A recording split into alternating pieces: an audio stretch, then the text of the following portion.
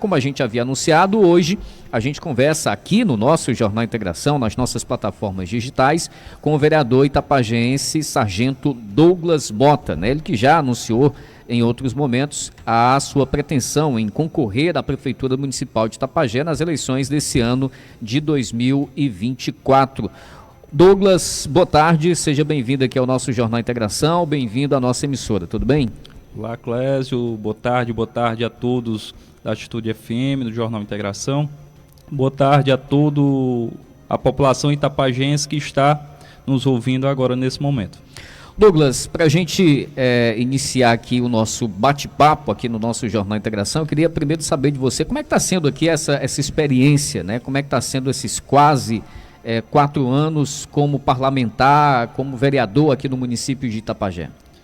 Clésio, para mim, confesso que não é muito fácil você ser um vereador de oposição, você ter os seus posicionamentos ali dentro daquela Câmara, dentro da Casa do Povo, mas que ao mesmo tempo é satisfatório quando a gente consegue barrar alguma situação que possa vir a prejudicar o cidadão, o itapajense. É muito satisfatório quando a gente consegue ajudar uma pessoa. Isso, o fato de ser vereador, de estar num cargo político, lhe dá uma certa autonomia, algumas portas são abertas, né, devido ao cargo. Porém é muito difícil, né, você ser vereador de oposição numa cidade onde possui mais de 50 mil habitantes, onde a gente infelizmente não tem nenhum amparo, né, da atual gestora. A gente, por vezes, onde eu chego eu digo isso, que às vezes é difícil até a gente trocar uma lâmpada que está queimada em um poste em uma rua, porque é o vereador Sargento Douglas que fez o pedido daquela empresa. E eu tenho alguns parceiros, né, dentro da administração pública que às vezes preferem me ajudar, mas não quer ser exposto, que não quer de maneira nenhuma que a gestão municipal ela fique sabendo por conta de alguma represária, mas que graças a Deus vem dando certo, né? A gente tem um posicionamento lá dentro da Câmara, a gente está levando esse posicionamento do início do mandato até a atual data. Então, satisfatório, eu considero satisfatório, mesmo com todos os percalços, né, que há dentro da administração atual.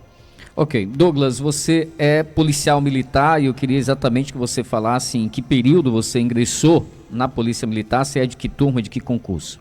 Clésio, eu sempre gostei da área militar, meu pai já foi marinheiro, já foi das Forças Armadas, meu irmão na época também era do Ronda do Quarteirão, policial militar da primeira turma do Ronda, em 2007, 2006, e eu sempre tive essa vontade, né, de atuar na área, tinha um sonho, fazia já muito concurso para a área, e cheguei a passar para fuzileiro naval, passei para aprendiz marinheiro, ao mesmo tempo que eu também passei para o concurso da Polícia Militar. Em 2010 eu fui chamado, né, pelo governador, a nossa turma, e a gente deu início ao curso de formação, e a gente teve a grata satisfação de setembro, outubro de 2010, vim trabalhar aqui, né, em Itapajé, na minha cidade natal. Tirando aquele momento, Douglas, do confronto em que você acabou sendo ferido, que a gente vai tocar nesse assunto daqui a pouquinho, que outros momentos, assim, na sua concepção, são marcantes nessa sua trajetória nos quadros da Polícia Militar? Clésio, assim, eu sempre gostei muito da polícia, sempre, até hoje, inclusive, né, eu sempre costumo dizer que ainda o sangue, ainda que passa aqui pelas minhas veias, é um sangue policial militar, ainda não tirei isso de mim, mas o momento assim, mais marcante realmente foi esse mesmo, do confronto. Mesmo, né? Eu sempre me dei muito bem na polícia, eu sempre fui muito atento às determinações dos meus superiores, sempre tive uma conduta, né, ilibada dentro da Polícia Militar, mas realmente o momento mais difícil foi aquele. Você começou na época do Ronda do Quarteirão, foi isso? Ou era bem antes? Comecei no Ronda do Quarteirão em 2010, né, que foi implantado aqui no município de Itapajé, e a nossa turma já estava pronta, e eu tive essa satisfação de tirar o meu primeiro serviço aqui em Itapajé. Depois cotar? Em 2015, né, eu fiz o curso de ações táticas rurais, né, do COTAR, e fui até o final do curso, fui certificado e pude fazer parte, né, do COTAR em 2015. E então eu fiquei de abril de 2015 até 2018. Né, foi a época que eu saí do COTAR e por conta do serviço administrativo. Ok. E falando especificamente daquele momento, daquele confronto que se deu, foi na cidade de Boa Viagem, não é isso? Isso, foi em 2000... Como é que foi aquele momento, Douglas? Foi em 2017, dia 14 de agosto de 2017. A gente estava patrulhando, né, na cidade de Boa Viagem. Tínhamos uma informação, né, de uma quadrilha que estava bastante perigosa, que estava praticando muitos assaltos na região. Inclusive já tinha feito um assalto na cidade de Caucaia, um grande supermercado. Eles faziam grandes assaltos, né, também faziam parte de quadrilha de assaltante de banco, carro forte. E a gente patrulhando, recebemos a informação que estaria em Boa Viagem em um determinado carro. Quando a gente se aproximou de um veículo, né, suspeito, com as mesmas características, a gente já foi recebido, já na abordagem, ao desembarcar da viatura, já foi recebido a bala, né, pelos criminosos. Eram quatro criminosos, 3 tombaram, né, lá na hora já, sem vida, e um conseguiu fugir. Eu fui baleado, né, na minha perna, na parte posterior da coxa, onde acertou a minha artéria. E o meu outro colega também do COTAR, que estava na outra viatura, também foi alvejado de raspão na coxa também. Como é que foi esse período? Me recordo que a gente acompanhando exatamente as informações, houve demora, né, na questão do seu socorro, enfim. Como é que foi esse processo, após ter sido atingido, até conseguir chegar no hospital e receber os primeiros atendimentos? Eu fiz a minha própria, os primeiros socorros ali no momento, né, eu fiz um torniquete com o meu próprio cinto de nylon, tava jorrando sangue mesmo, literalmente, parecia uma torneira aberta, um sangue muito vivo, então isso a gente já viu que tinha acertado a artéria. E fiz um torniquete, entrei dentro da viatura, fui para o hospital de Boa Viagem e a gente lá ficou mantendo contato com o comando. Né? Ficamos mantendo contato com o secretário de segurança, com o comandante geral. O médico do hospital falou com o próprio médico do CIOPAE, porque há essa ligação, né? O médico do CIOPAE tem que manter o contato com o médico daquele hospital, e isso foi feito, né? Então já estava tudo certo, o seu pai vinha, e a gente ficou lá aguardando 1 hora, 1h30, eu acho que 1h30 para 2 horas, aguardando no hospital. Foi quando a gente viu que estava demorando, não tinha mais notícia, a gente ligou novamente, né, para lá, e nos foi informado que o seu pai não vinha. Então ali a gente já perdeu quase que 2 horas, né, onde a gente estava perdendo muito sangue, né? Minha perna já estava muito, já estava inchando já devido a muito sangue que estava coagulando, né? E a gente pegou e não tinha outra solução, a gente entrou dentro da ambulância pequenininha que tinha lá no hospital e viemos. Muito buraco no meio do caminho, a gente pedia a Deus que não acontecesse de estourar um pneu, porque se acontecesse, eu via que não ia suportar chegar até o hospital.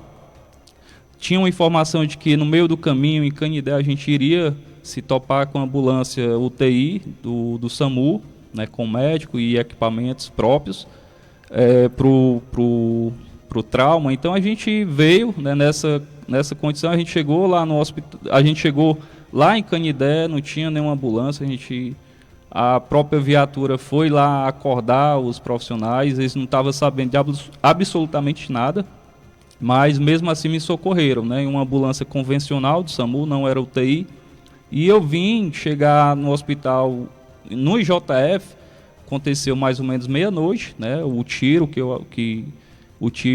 confronto foi meia-noite, eu fui chegar no hospital, lá no IJF, por volta das 5h30 da manhã para 6 horas da manhã.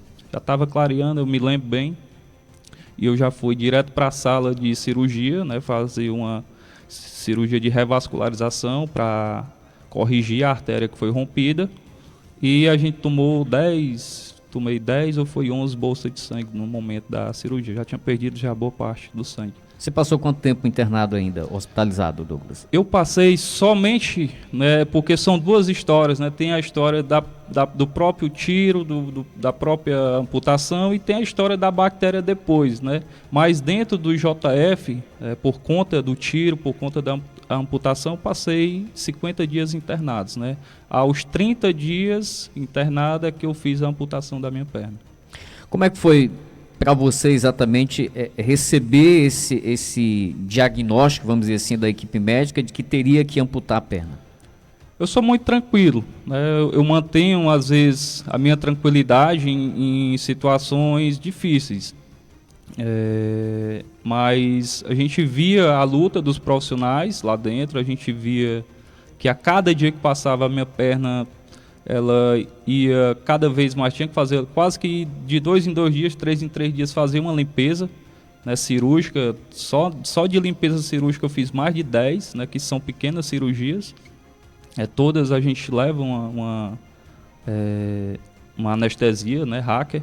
Então a gente via que a cada dia ia piorando a situação, né? Eu via quando as enfermeiras vinham, tirava as ataduras, eu via a situação que estava ficando feia, estava horrível, na verdade.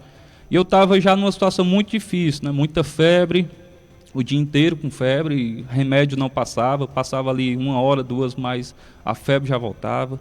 Então eu fui, e quando chegou uma época, o médico chegou para a família, né? Eu já estava tranquilo em relação a isso, eu já esperava também, de certa forma. Mas teve uma época e a família não aceitava, né? A família que sofria com isso.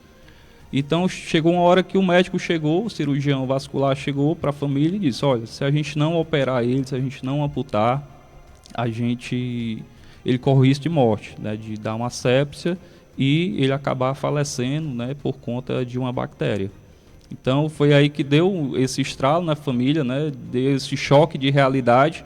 E a gente assinou o termo, né, para fazer a amputação. A gente pediu muito ao médico para que não amputassem acima do joelho, né, para que eu pudesse ter uma mobilidade melhor, e assim foi feito.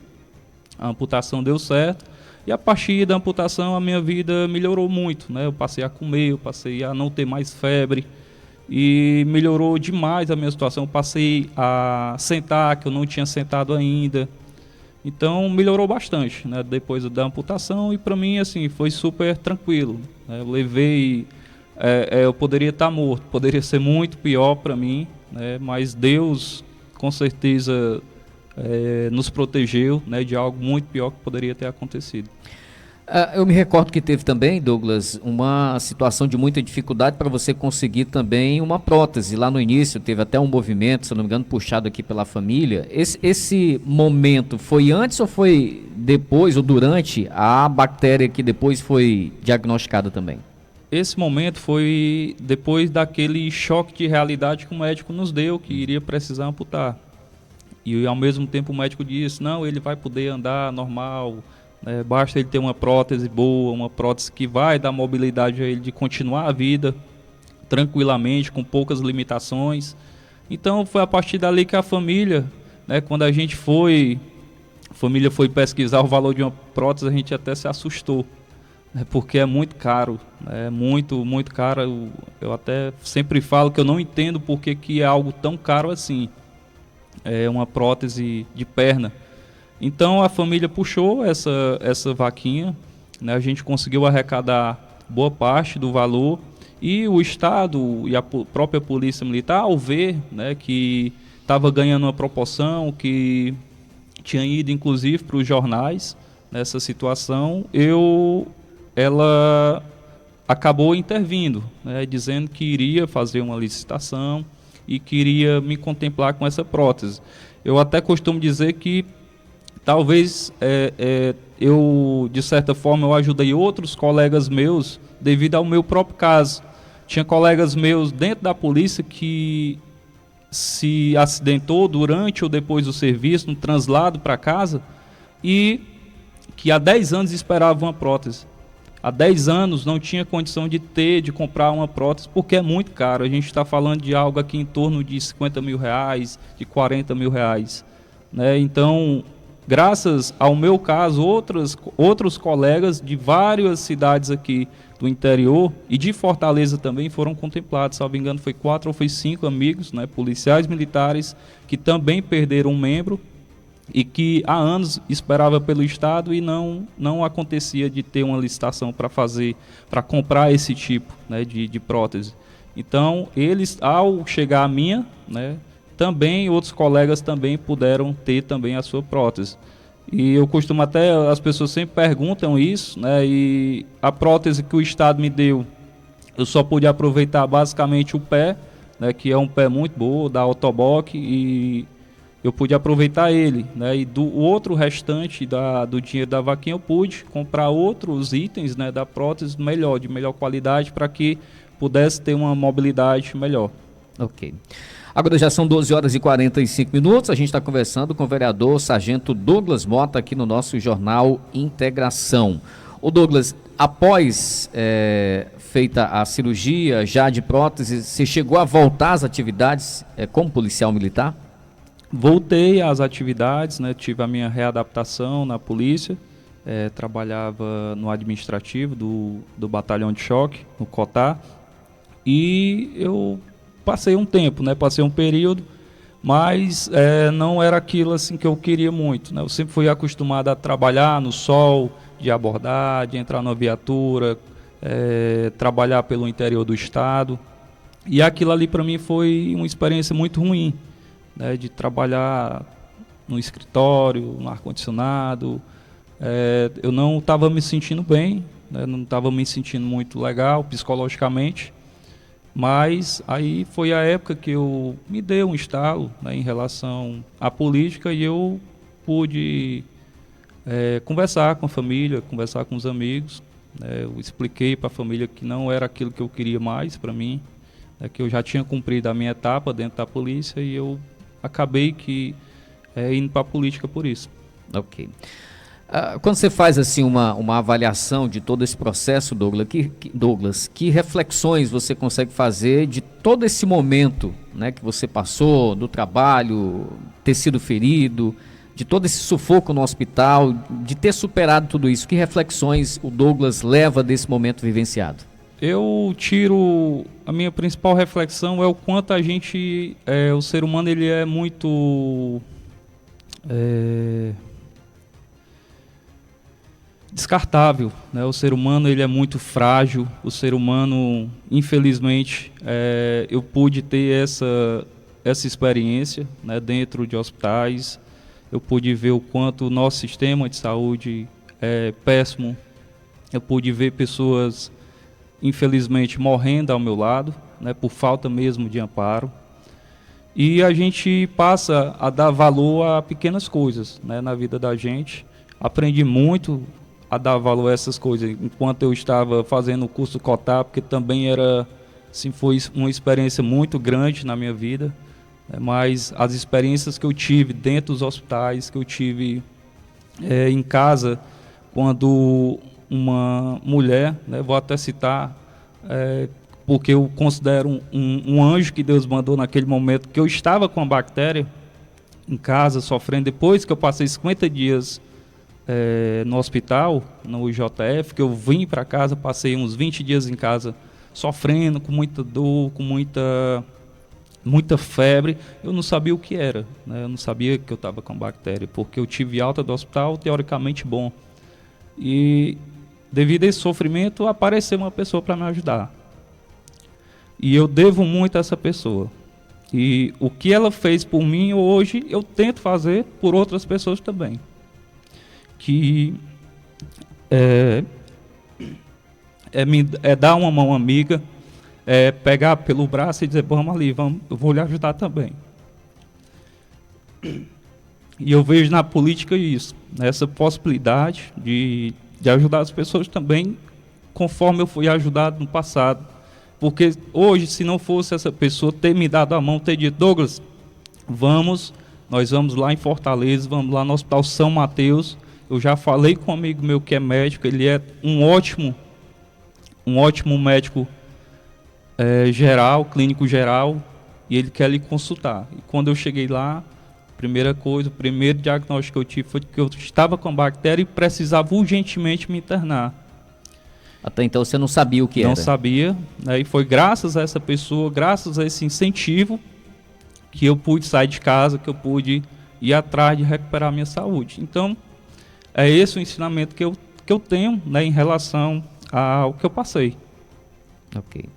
12 horas e mais 48 minutos, 12h48. Ô Douglas, o que você pode falar sobre família, né? Você vem de uma família, partindo aqui para o lado político, não é das famílias tradicionalmente políticas, né? Mas o que você pode passar aqui com relação à origem familiar aqui para os nossos ouvintes? Claro, a minha família sempre foi uma família muito simples, né? A gente teve uma infância muito boa, porém uma infância cheia de muita dificuldade, né? A minha mãe trabalhava com bordado, meu pai a Salete, né? Minha mãe é a Salete, filha da Noêmia, trabalhava com bordado, com muita luta. O meu pai, né, filho do Alberto, da Alice, trabalhava consertando rádio, às vezes não tinha, né, passava semanas sem aparecer alguém para consertar uma televisão, um rádio. Então a gente teve muita dificuldade, porém nunca nos faltou o alimento, mesmo que escasso, mesmo que pouco, mas nunca faltou. E a gente não tem essa tradição política na família, eu fui uma exceção, né, dentro da minha família. E para mim, né, hoje eu sou casado, né, com a Jamile, com a qual casei em 2019. Tenho 2 filhos, o Heitor, o Kaique. E para mim a família, ela é a base de tudo. Foi durante um momento mais difícil na minha vida que a minha família estava comigo. Foi durante as principais decisões da minha vida que a minha família estava comigo.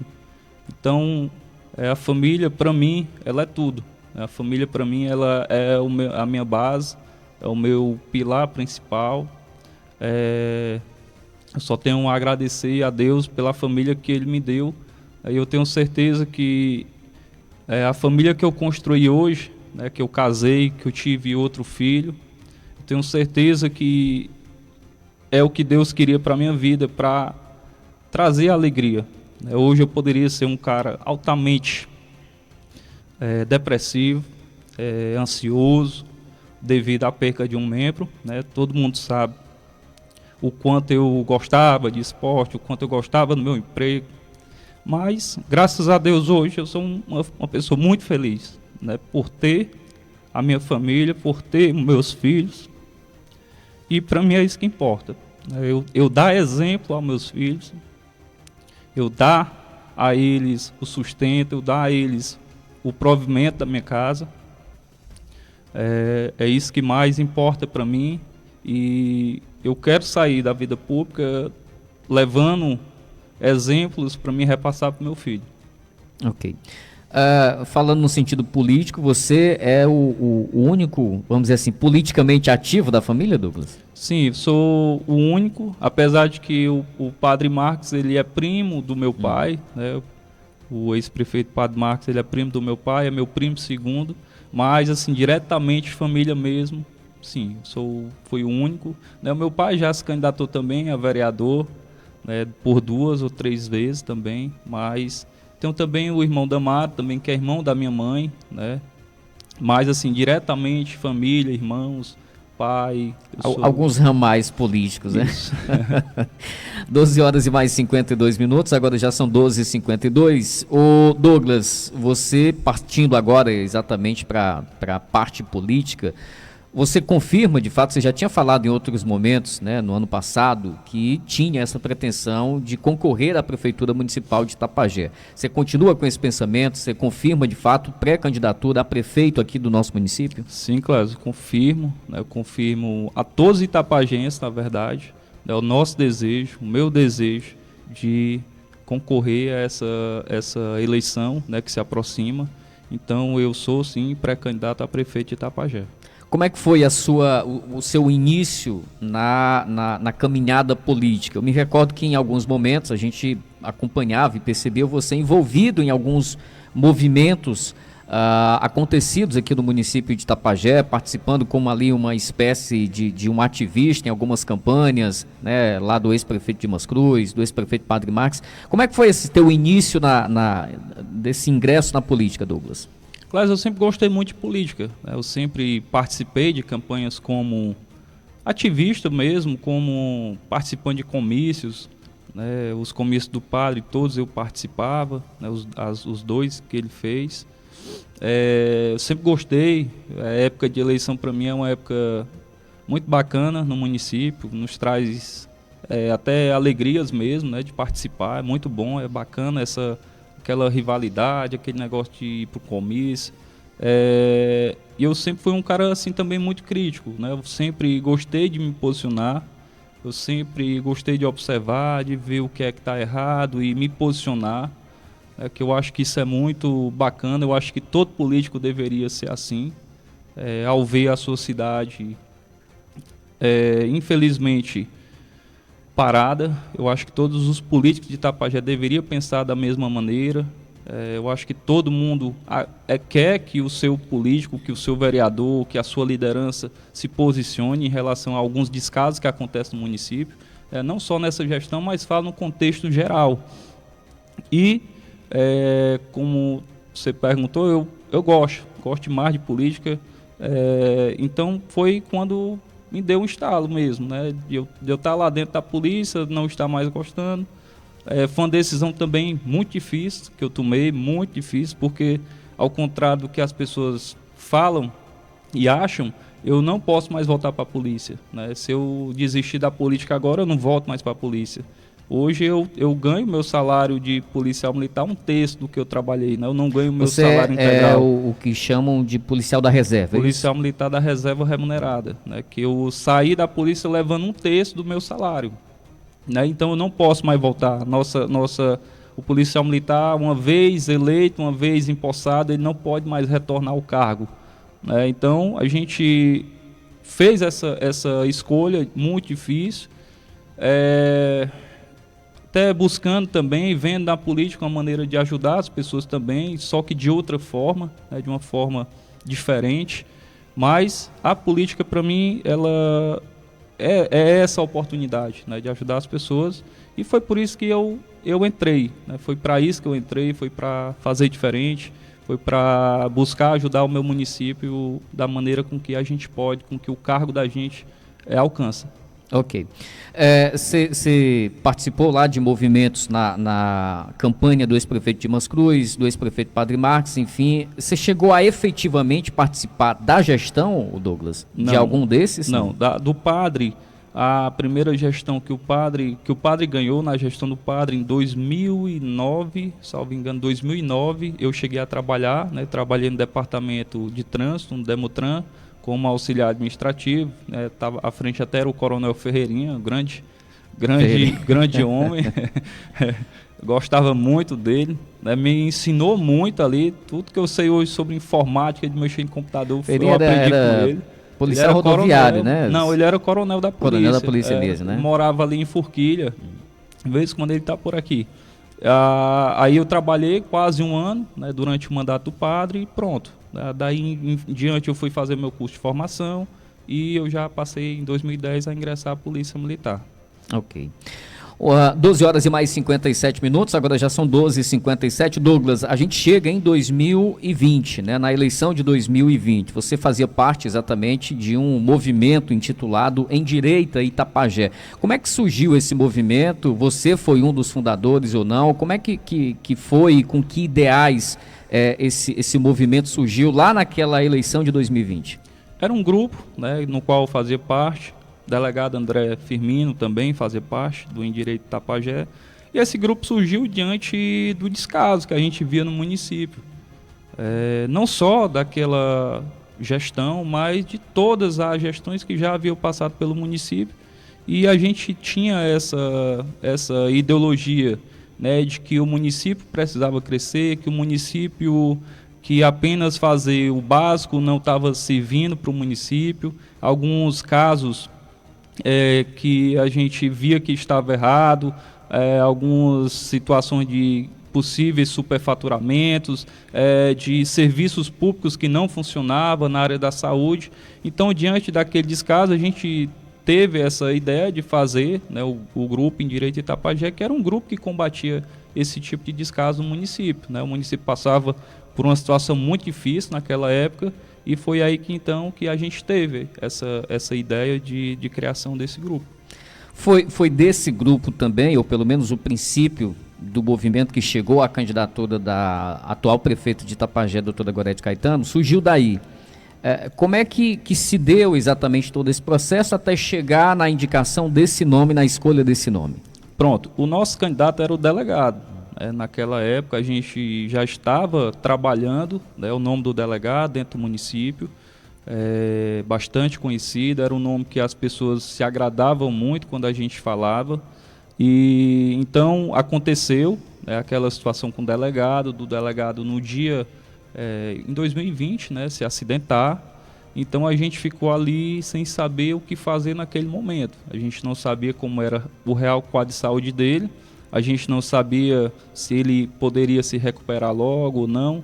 Então surgiu aquela situação de que poderiam tomar o partido, né? O partido PSD, inclusive o partido que eu estou hoje. E a gente viu que em algumas conversas que o delegado teve, ele teve algumas conversas com a atual prefeita. Ele queria que a doutora Gorete, né, a atual prefeita hoje, fosse a vice dele, né, na chapa, no qual ele seria o prefeito e ela seria a vice-prefeita. Então, devido a essa proximidade também, por conta do caso da prisão dos ciganos, então eles passaram a conversar muito, passaram a dialogar muito sobre política, sobre polícia, sobre diversos assuntos. Até aquele momento a gente não tinha nenhuma ligação com a atual prefeita, eu não tinha feito nenhuma ligação para ela nem ela para mim.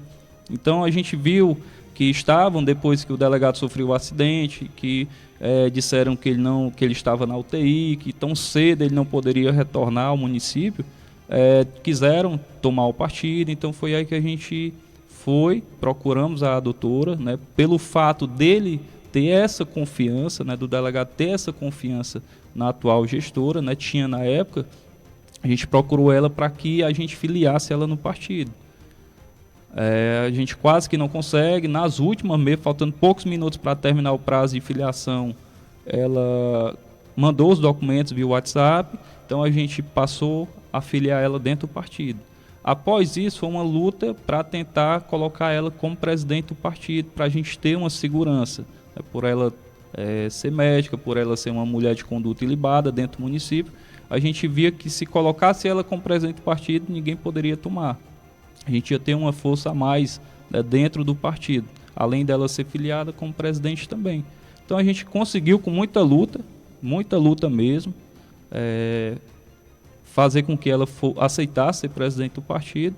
Então foi a partir daí que foi já surgindo a conversa do nome dela, né, para prefeito, e foi algo assim praticamente que espontâneo, né? Aconteceu espontâneo mesmo, a gente fazendo uma live, né? A gente fez uma live que nem foi uma live para falar do nome dela, dizer que ela era prefeita, mas as pessoas já entenderam dessa maneira.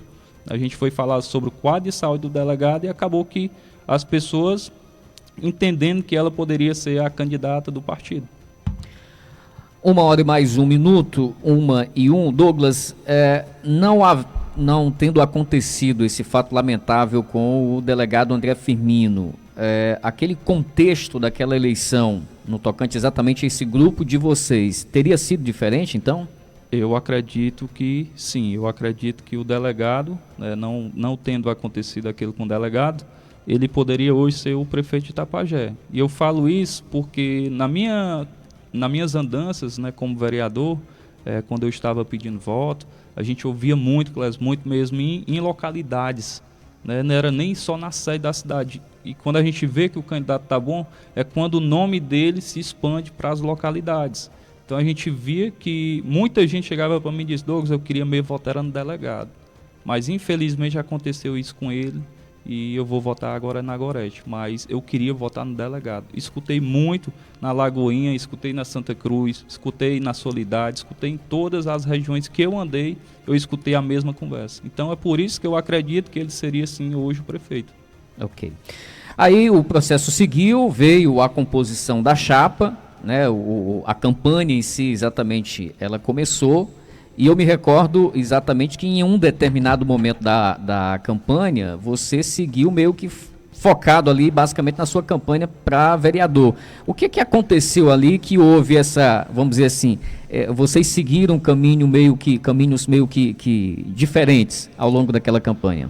Clésio, aconteceu muitas situações até constrangedoras para mim, né, dentro do núcleo da campanha da prefeita, ao ponto de algumas vezes a gente teve que se impor para não fazer, porque a gente sabia que eles queriam fazer um vídeo, por exemplo, para dizer que o delegado não iria mandar se a Gorete fosse eleita, porque existia lá não sei aonde uma conversa de que o delegado ia voltar, ia mandar. Então eu achava isso muito desnecessário. A prefeita, né, que estava praticamente eleita, está preocupada com a situação, o delegado internado, né, dizer que o delegado poderia voltar e iria comandar o município. Não, eu sempre me opus a isso. Situações de eu chegar dentro, um exemplo aqui do Ismerino Gomes, e a prefeita pegar quando eu chego, ela está andando, né, pela manhã, está visitando as casas, e quando eu chego a prefeita simplesmente sai, dá aquele, entre aspas, balão, né, porque a minha presença, segundo ela, segundo o núcleo da campanha dela, poderia prejudicar ela. Aí eu sempre me questionei em relação a isso, prejudicar por quê? Então teve um dia que ela mesma, né, caminhando aqui, ela falou, olha, não encosta, falou pro segurança que estava com ela, que estava todo de preto, cara, e eu estava do lado do segurança e ela pegou e disse, olha, não encosta muito, fica de longe, porque pode as pessoas se assustarem. Aí eu, prefeito, Gorete, mas por que se assustar? A figura de um segurança, a figura de um policial, vai assustar quem? Então eu sempre me questionei em relação a isso, né? Eu entendo que ela não quisesse, um exemplo, que eu entrasse com ela dentro do São Francisco II. Eu fui muito...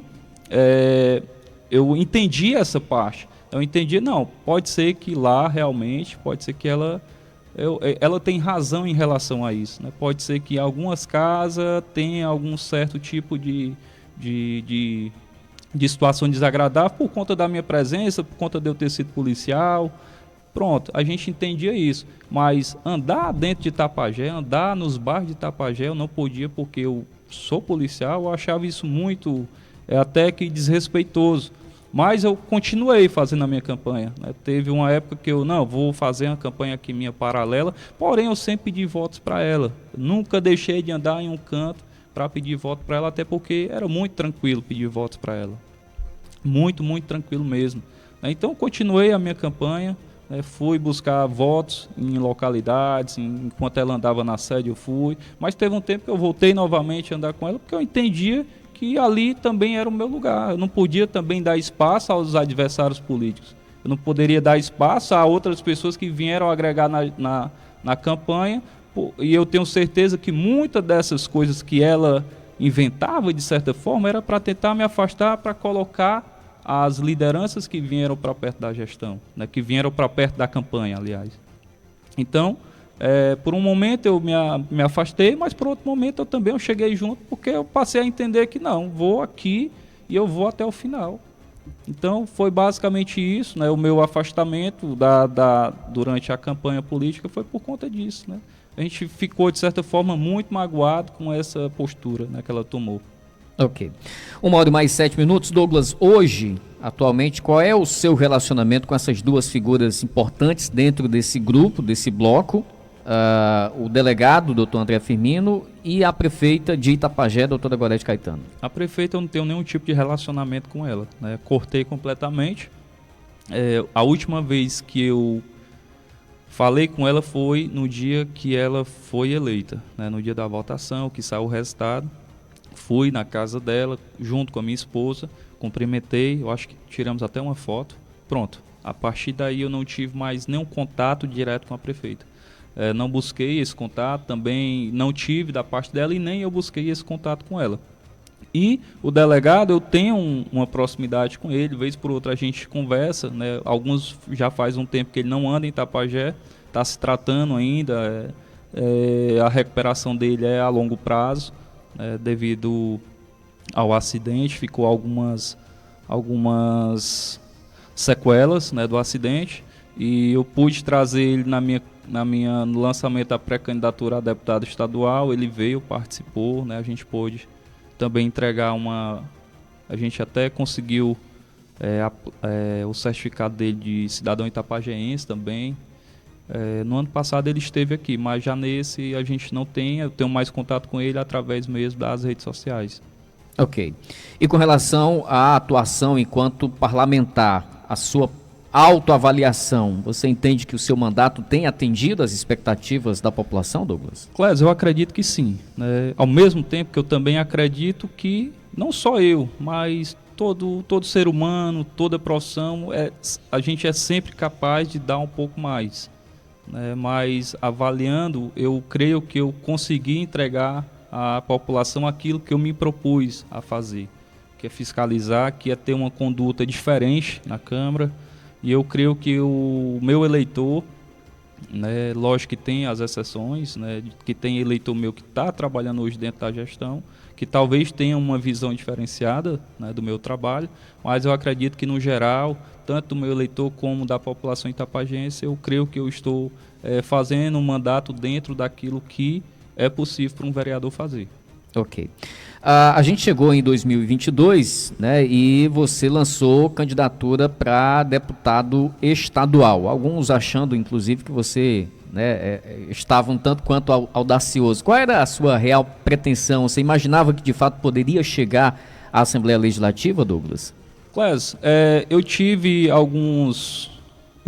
essa ideia, né, de me candidatar a deputado, também mais por experiência, mas ao mesmo tempo a gente tem que entrar em uma campanha acreditando. Eu não posso, se eu não acredito em mim, quem é que vai acreditar? Então eu tinha essa possibilidade de ser eleito, tanto é que o deputado estadual eleito no meu partido, ele tirou 18 mil votos, né, 17 mil quebrados, e foi eleito pelo Avante. E eu tinha já esses números comigo de que eu precisaria tirar 18 mil votos para poder entrar. Eu não tinha recurso, infelizmente. O recurso que a gente fala não é para comprar voto, não é para comprar liderança, é para poder andar, é para poder sair de dentro de Itapajé e buscar votos em outros locais, visitar outros locais, né, visitar parentes e amigos. E eu não a logística de uma campanha não é barata, né? Ela é cara, né? A logística é muito cara, né? Você pagar militantes, né? Você carro à disposição, gasolina, alimentação, tudo isso é muito caro.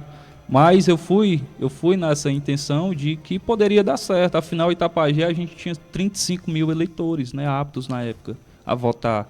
Já pensou se a metade, né, botasse o pé na parede e dissesse: rapaz, eu quero um deputado aqui da terra. Quero um deputado itapajense na Assembleia Legislativa do Estado. Seria um feito enorme para o nosso município, seria um ganho inimaginável para o nosso município. E eu fui com esse intuito. Eu tenho as minhas ideias, eu tenho os meus posicionamentos e eu achava que poderia dar certo. Eu tive, inclusive, o convite que o capitão Wagner me fez para ir para o União Brasil, somar, né, lá com os deputados. Só que quando eu vi os nomes, eu disse assim: meu Deus, eu vou ganhar aqui um fundo partidário de 200 mil, 300 mil reais, mas eu vou ter chance? Não. Né, porque da onde eu vou conseguir tirar 40 mil votos? Se 18 é difícil, imagine 40 mil. Então eu optei de ir para o partido Avante, sem nenhum centavo de fundo partidário, ao ir para a União Brasil, com 200 mil reais de fundo partidário, mas que eu não poderia chegar lá de maneira nenhuma. Ok. 1h e mais 12 minutos, 1h12. Ô Douglas, você enfrentou também um processo, né, que pedia a cassação do seu mandato como vereador. Como é que foi ter encarado aquele momento? Que avaliação ou que reflexão também você faz daquele processo? Clésio, aquele processo, né, a gente deu entrada, né, só explanando um pouco, a gente deu entrada na Câmara com requerimento de pedida de abertura, né, da CPI, para investigar a ProSaúde, uma empresa que já era investigada pela Polícia Federal em vários municípios, que o município de Itapajé era o município que mais pagava a essa empresa, saiu de Itapajé levando mais de 10 milhões de reais dos cofres públicos sem ter entregado nenhum trabalho, nem sem ter entregado absolutamente nada de melhoria na saúde do município. Então, devido ao caos, devido a tantos descasos, devido a tantos médicos falsos, médicos recém-formados, médicos que estavam trabalhando sob medida de liminar da justiça, desembargador, médico que não estava formado ainda, médico que inclusive já foi autuado por estupro. Então tinha várias situações, médicos fantasmas, que a gente recebia várias notícias de médico recebendo dinheiro sem trabalhar, só na folha de pagamento. Então, foi por conta disso que eu abri aquela CPI, né, e precisava de 5 assinaturas, né, que eu sugeri, aliás. Precisava de 5 assinaturas, eu assinei, vereador Neutel, vereador Vilamar assinaram, mas faltou 2. Então, eu fui em busca dessas 2, né, eu fiz aquele vídeo, que algumas pessoas consideram que foi exagero da minha parte, mas eu fiz sabendo de que não existia nenhuma lei que me proibisse fazer aquilo. Né, que as pessoas precisavam ter ali, ter a visibilidade, aquela Câmara deveria dar a visibilidade a quem vota contra uma CPI como essa. Então eu fiz o vídeo, postei nas minhas redes sociais, o cidadão precisava saber de quem estava a favor do povo e quem não estava a favor do povo, quem era a favor de uma CPI, quem não era a favor de uma CPI na saúde, e eu dei ali visibilidade a isso. Né? E 2 semanas depois, né, na sessão, eu já tive a grata insatisfação de ler ali naquele momento, do presidente ler naquele momento o pedido, um requerimento, né, um pedido de cassação do meu mandato. Né? Então tomei um susto ali no momento, não esperava aquilo, inclusive vereadores criticando, né, lá na representação de que eu gravei sem autorização os parlamentares, inclusive vereadora que nem lá estava, como a vereadora Quinha, né? E ela foi uma das que assinou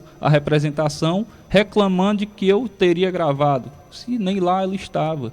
Então eu tive essa representação, né? Contratei um advogado especialista e graças a Deus ele fez uma defesa muito boa, mas a principal defesa, né, que eu recebi foi a defesa do povo. Né, que não compactuava com aquela injustiça que estava prestes a acontecer, né, de algo que é totalmente desproporcional. Quando a gente tem dentro do regimento interno da Câmara 3 punições, né, que é a advertência, tem a perca do mandato temporário, que não pode ultrapassar 30 dias, e tem a perca do mandato. Esse é algo assim que tem que ser um extremo para acontecer. Então eu não tinha feito nenhum ato de corrupção, eu não tinha pegado nenhuma diária sem merecer, eu não tinha feito absolutamente nada, eu não peguei nenhum centavo do erário público, nada. Então, pelo fato de fazer uma filmagem, queriam caçar o meu mandato. Então, eu acredito também que foi uma represária da própria gestão, né, porque eu estava querendo mexer em algo muito mesmo perigoso, né, para eles, porque uma vez aberta uma CPI como essa, a gente ia poder descobrir muita coisa que acontece, muitos podres que acontecem ali na saúde do município. Ok.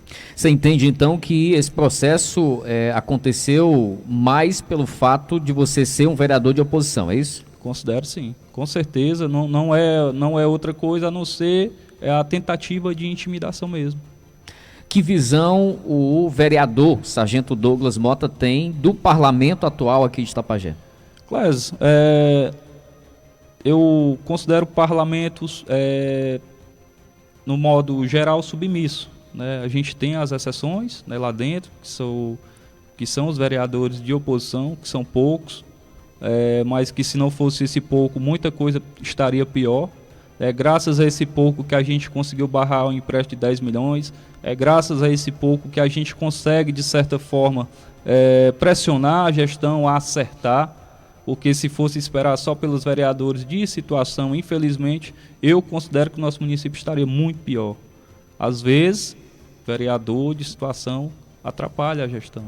Eu não tenho dúvida de que uma secretária Rose, por exemplo, tenha saído devido a tanta pressão de tanto vereador, né? Coloca fulana na direção do tal colégio, por que é que tu colocou a fulana foi em outro colégio, por que é que tu colocou a cicrana em outro, se é para estar no Salgado, se é para estar no Mulungu, se é para estar na Solidade. Então é muita pressão que às vezes atrapalha, cara, atrapalha demais o andamento do secretário. O secretário Fernando não saiu por outro motivo. Eu considero o Fernando, ele tem o esforço dele, ele não é político, né? Mas ele saiu porque muita pressão dos vereadores de base. É muita pressão, porque o cara, às vezes porque o cara entrava dentro de uma comunidade e não avisava o vereador daquela localidade, como se fosse algo obrigatório, né, fazer esse tipo de política no município. Então, eu avalio a nossa Câmara Municipal inoperante. É uma Câmara que, infelizmente, não olha para o povo. É uma Câmara que, infelizmente, só olha para o próprio umbigo. E eu falo isso, eu falo sem medo mesmo. Posso ser punido por estar falando isso. Mas eu falo, é uma Câmara inoperante, é uma Câmara que não traz o povo para dentro. É uma Câmara que, infelizmente, o povo... É só fazer uma pesquisa. O que é que as pessoas acham da Câmara Municipal? E quem fala aí que não sou eu, é o povo. É o povo que vê que a Câmara Municipal não trata das causas públicas. A Câmara Municipal ela não traz ali os benefícios para a população. A gente só vê a maioria, grande maioria dos vereadores submissa à gestão municipal. Como se a Câmara Municipal fosse um puxadinho da Prefeitura. Infelizmente, isso tem que mudar.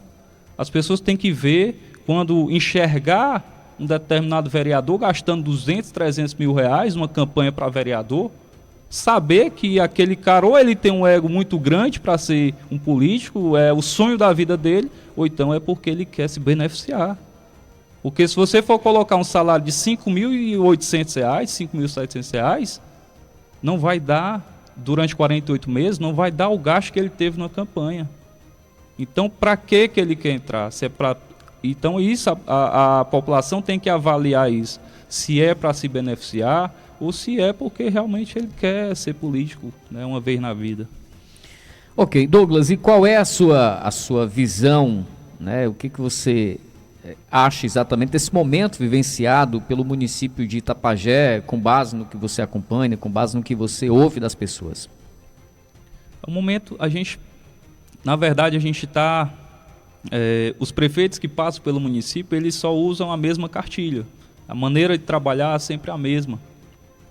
E eu falo trabalhar entre aspas, né? Porque infelizmente a gente vê hoje absolutamente nada acontecendo no município. A gente vê indústrias indo embora, a gente vê gestão que não tem, infelizmente, força junto ao governo do estado. A gente vê descasos e mais descasos em todas as áreas do município. Essa é a visão que eu e vários cidadãos do município têm, da gente ver o município de Itapajé se acabando, um município que tem, a gente é o principal polo econômico aqui da região, é o nosso município, onde tem um comércio mais forte é o nosso município, e a gente acaba que o município de Itapajé ficando para trás de outros. Vai chegar um tempo que, infelizmente, se não mudar essa maneira de fazer política em Itapajé, nosso município está fadado a ficar para trás de todos os municípios aqui da região. E é necessário que os gestores que passassem pelo município de Itapajé vissem essa necessidade que a gente tem de crescimento, de gerar emprego, de trazer fábricas, de tirar, de sair, de levantar da cadeira de prefeito e ir atrás de empresários. É empresário que gera emprego. Não é prefeitura, não é prefeito que gera emprego, é empresário. E é necessário chegar a essas pessoas para que a gente possa e oferecer benefícios no município, oferecer isenções, conversar com o governador do estado. É necessário que a gente tenha esse tipo de política aqui dentro de Itapajé, que não olhe só para si, que não olhe só para a sua família. E é essa visão que o povo tem de Itapajé, uma cidade que não cresce porque revezamento de poder, é só 3 famílias que conseguem ter o poder do município, e a gente é necessário quebrar esse ciclo para que o município possa, né, desenvolver, que próximos gestores do município de Itapajé possam ter uma visão mais ampliada de Itapajé, que possa ver no turismo uma capacidade do município ter de gerar empregos também no turismo, né, na culinária, no artesanato. É necessário que a gente tire essas vendas, né, dos próximos gestores que irão passar pelo município de Itapajé. Ok. Ô Douglas, você sabe que num ano como esse, num período como esse que nós estamos vivenciando, né, um ano político, um ano eleitoral, uma foto gera ali algumas especulações, alguns rumores. Recentemente você foi fotografado ao lado de Padre Marques, ao lado de Dr. Idé, teve também um pouco mais, alguns meses atrás, com o deputado federal Danilo Forte, e eu queria lhe perguntar exatamente como é que está sendo o seu relacionamento, como é que é o seu relacionamento com essas principais lideranças políticas aqui do nosso município. Clésio, de antemão, deixar muito claro que o nosso posicionamento aqui em relação aos ex-gestores que passaram pelo município, às lideranças políticas do município, a gente entende que todos eles, né, deram, de certa forma, a sua contribuição, mas eu entendo também que eles poderiam ter dado muito mais. Eu entendo que, um exemplo, os Bragas, né, eles olharam muito para a questão social, eles olharam para a questão de concurso, habitação. A gente sabe que o ex-prefeito Kels, ele olhou muito para a questão do funcionalismo público, ele olhou muito para a questão do esporte. Padre Marques olhou muito para a questão da infraestrutura, olhou muito para a questão da própria administração mesmo, falando. E a gente tem também, ao mesmo tempo, a gente tem umas críticas a fazer, que a gente sabe que o município poderia ter feito muito mais, né? A atual gestora poderia ter feito algo no município. Afinal, a gente está falando aqui de um município de Itapajé de 50 mil habitantes, que eu não acredito que tenha só 46 mil, mas a gente está falando aqui de um município de 50 mil habitantes que recebe só de receita, que tem de receita, hoje é atual, no portal da transparência, em 3 anos, 500 milhões de reais, meio bilhão de reais. Meio bilhão de reais é suficiente para você reconstruir uma cidade em guerra. É muito dinheiro, mas é muito descaso ao mesmo tempo com dinheiro público. É muita coisa sendo gastado que não há necessidade, como, por exemplo, gastar 3 milhões de reais com salgadinho, 2 milhões de reais com salgadinho. É inaceitável algo como isso. E a gente fala muito que todas as gestões, ela parece que ela vem lê na mesma cartilha, vem passando de um prefeito para outro, a maneira de fazer política no município. Eu tenho eu sou primo, como eu falei, primo segundo o padre. Eu já cheguei para o padre, né, já falei da minha pretensão política, assim como todos os políticos que pretendem ser candidato a Itapajé procuram o Padre Marques. Assim como também eu tenho um contato muito próximo do Dr. Idé. Vez por outra, né, de 2 em 2 semanas mais ou menos, eu vou lá almoçar, lá na casa dele, né, sou muito bem recebido. A Eleusa recebe a gente muito bem, como recebe qualquer pessoa, do pobre ao rico, recebe muito bem. E a gente tem essa proximidade. Conversei com o deputado Danilo Forte em abril ou foi maio de 2023, né, falei da minha pretensão, da minha visão política para Itapajé, e a gente tem que manter esse contato. Eu acho que também a gente não pode ser extremista demais, a gente não pode ser radical o suficiente porque o radicalismo ele não é bom. Ele não é bom nem para a direita, ele não é bom nem para a esquerda, ele não é bom nem para o centro. A gente tem que ser ali centrado, tem que ter ideias, né, mais ideias que realmente funcionem para o município. E a gente vai buscar assim conversar com todos, né, porque todos têm experiências boas. E a gente tem que pegar essas experiências boas e trazer para dentro de qualquer gestão que seja, né? Eu acho que os gestores erram porque trazem as experiências ruins para dentro da gestão. E esquece que 4 anos passa rápido, né? Então é por isso que vários gestores hoje no município não conseguiram reeleição. Daí não é difícil, Clésio, você agradar o povo. Não é difícil você ser reeleito no município como Itapajé. Mas quando a gente vê gestores que não fazem, às vezes, o básico para o município. Hoje, se a gente for olhar, a atual prefeita, qual é a parte social que a gente tem no município de Itapajé? Porque eu sou muito contra a parte do assistencialismo, aquele assistencialismo barato, eu sou contra, total. Eu acho que o município ele tem que saber dosar, o gestor tem que saber dosar o assistencialismo, que é necessário. A gente sabe que tem várias pessoas que necessitam de mais, mas ao mesmo tempo a gente sabe que a gente não pode estar dando só o peixe, a gente tem que dar o quê? A varinha, o cabo pescar, a gente tem que dar um emprego para as pessoas pararem, né, de depender de político. Que infelizmente hoje os maus políticos que a gente vê hoje não querem que isso aconteça, né? Quer que sempre as pessoas, os mais pobres, os mais humildes estejam submissos a eles, né? Na hora da fome, na hora da doença, na hora da tristeza.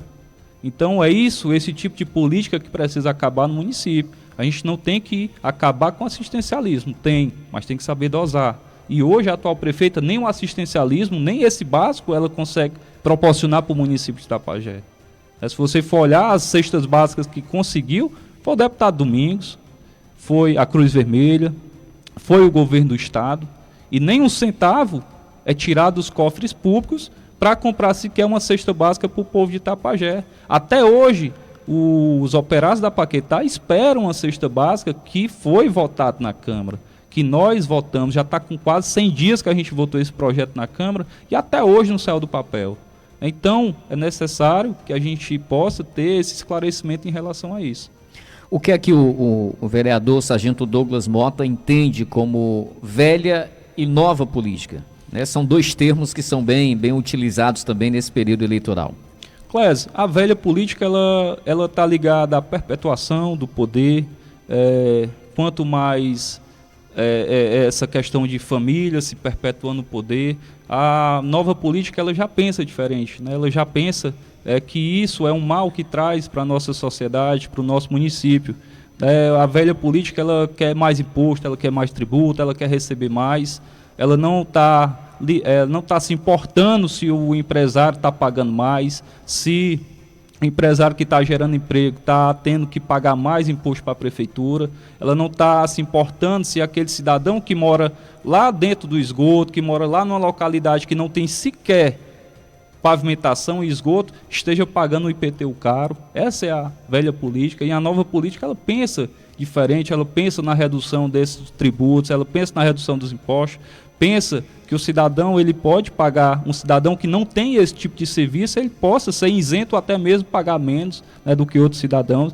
A velha política ela tem um interesse particular, ela só olha para si. Já a nova política ela está muito voltada para o povo, né? Ela não vê o interesse próprio, ela vê o interesse realmente do povo, né? Então a velha política ela está muito ligada a privilégios políticos, né? Já a nova política ela quer sair, quer tirar esses privilégios políticos. Eu vejo hoje o município de Itapajé, Clésio, a gente tem aqui hoje mais de 150 cargos de confiança, cargos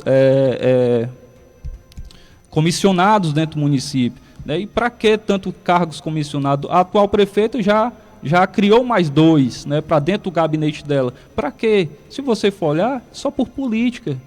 A gente tem hoje em Itapajé uma folha de pagamento completamente inchada. Eu estava vendo um quadrimestre que a prefeita, eu acho que foi 2022, um quadrimestre que ela mandou para o Tribunal de Contas, 60% do que da receita corrente líquida no município estava servindo para pagar funcionalismo público, concursado e contratados. Então, essa prática que a velha política traz, de inchar a máquina pública em troca de reeleição, em troca de votos. Então, isso é necessário acabar, a gente extinguir alguns cargos que existem ali dentro que não tem função nenhuma. Eu vou, mais na frente, eu vou trazer que tipo de cargos são esses, que a gente vê que é só para agradar padrinho político, é só para agradar partido político. Enquanto isso, o município de Itapajé perde completamente a capacidade de investimento, porque a maioria do dinheiro que entra no município, da receita corrente líquida, está sendo para pagar funcionalismo público. Ok. 1h32, Douglas, para a gente encaminhar já aqui para o encerramento, algumas perguntas rápidas que eu vou pedir exatamente, só que você seja mais sucinto aqui nas respostas. O próximo prefeito ou prefeita de Itapajé tem que ser um político nato ou um bom administrador? Eu tenho essa visão de que ele tem que ser um bom administrador, ele tem que formar uma boa equipe para que ele possa realmente conduzir o município de Itapajé, colocar o município de Itapajé nos trilhos. Que critérios devem ser determinantes para a escolha de secretários? É questão mais técnica ou vale apostar em alguém que é mais ali de um grau de confiança maior? Clés, eu tenho a minha posicionamento em relação a isso, mas eu creio que ele tem que ser um pouco dos dois. Ele tem que ser tanto político, como também ele ser técnico. Eu acho que dentro do município de Itapajé tenha essas pessoas com esse perfil, até porque a gente tem que ter pessoas que tenham conhecimentos, além de técnicos, com políticos. Afinal, é a política que move o mundo hoje, é a política. Então não adianta eu colocar um exemplo, uma pessoa para a central de regulação do hospital municipal, se ele é só técnico, se ele entende de informática, se ele entende ali dos trâmites do hospital, mas ele não tem nenhuma ligação com nenhum hospital, ele não tem nenhuma amizade fora do círculo de Itapajé, então não vai ajudar o município, não vai ajudar o hospital a transferir um paciente. Então eu creio que tem que ser técnico e ao mesmo tempo político. Ok. Vale qualquer aliança para se vencer a eleição, Douglas? Jamais. Jamais, não vale a pena. É por conta de valer tudo pelo poder, pela vitória, que o nosso município está assim. Qual ou quais seriam as prioridades de Itapajé no momento, na sua concepção, podendo citar um ou no máximo 3 exemplos? Vou citar 3. Primeiramente, uma saúde de qualidade. Sem saúde, o cidadão não pode nem sequer trabalhar, nem cuidar da sua família. A geração de empregos, né, que tem que ser a prioridade de qualquer gestor que entra no município, um gestor que olhe para o povo, que queira o povo independente político, e a segurança. Ok. O que você definiria como sendo política? O que você compreende no contexto de definição que é política? Política é a ciência de ajudar as pessoas. Política é através da política que o mundo move. É através do bom político que a gente consegue ajudar o município. Infelizmente, a gente tem que se impor, os bons políticos têm que se impor para que não deixe os maus políticos à vontade. Então, eu creio que a política é uma maneira muito boa, é uma maneira honesta, inclusive, de ajudar as pessoas. Ok. E a última pergunta, Douglas, no campo da suposição, em caso de você não conseguir viabilizar essa sua pré-candidatura, a sua posteriormente candidatura a prefeito aqui do município de Itapajé, você estaria disposto a conversar com outros grupos, com outras lideranças, quem sabe até compor uma chapa, mesmo que você não fosse o cabeça dessa chapa? Clésio, eu tenho as minhas convicções, tenho as minhas lutas, eu não tirei ainda, eu não pensei nisso ainda, eu vou até o final, se Deus abençoar.